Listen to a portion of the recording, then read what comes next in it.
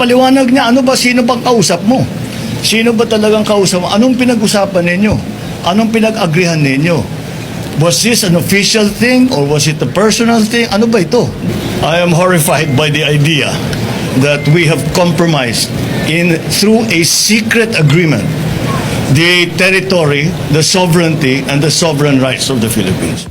Ayan na nga mga boss, no, ang sagot ni PBBM tungkol nga sa gentleman's agreement ko, no, na ginawa ni dating Pangulong Rodrigo Roa Duterte at ng China mga boss. At hindi naman yan pinalampas ni Tatay Digong mga boss, at eto din ang kanyang sagot o resback dito kay PBBM mga boss. I will educate you. Hindi akin yan lahat. I cannot make a move relative to the security of the country without asking the military and the national security council. Kaya yung agreement na yan, kung totoo, nasabi ko na sa mga military yan, you should not keep anything secret when you're talking about the national security. Ang mga military nandyan talaga yan. Nandyan man si Anyo, he was my national security advisor. Advisor mo yan, Bongbong. Tanungin mo kung mayroong bang gentleman's agreement.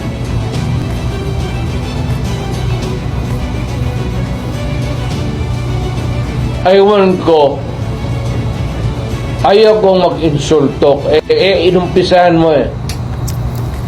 Kung tinawagan mo sana ako, di hindi ka makatanggap nito. Ikaw putang ina ka, hindi ka nakatapos hanggang second year college ka lang. Dumaan ako sa lahat ng taga Foreign Affairs, Undersecretary Ingles, si Ambassador Terona, Viana, si David Gapos, then si Maria Sison. Doon ako medyo konting kaya huwag mong sabihin mas marunong kayo sa akin. Alam kong ginagawa ko.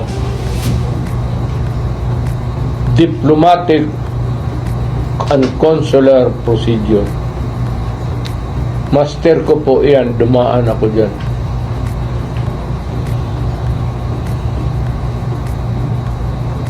Any question?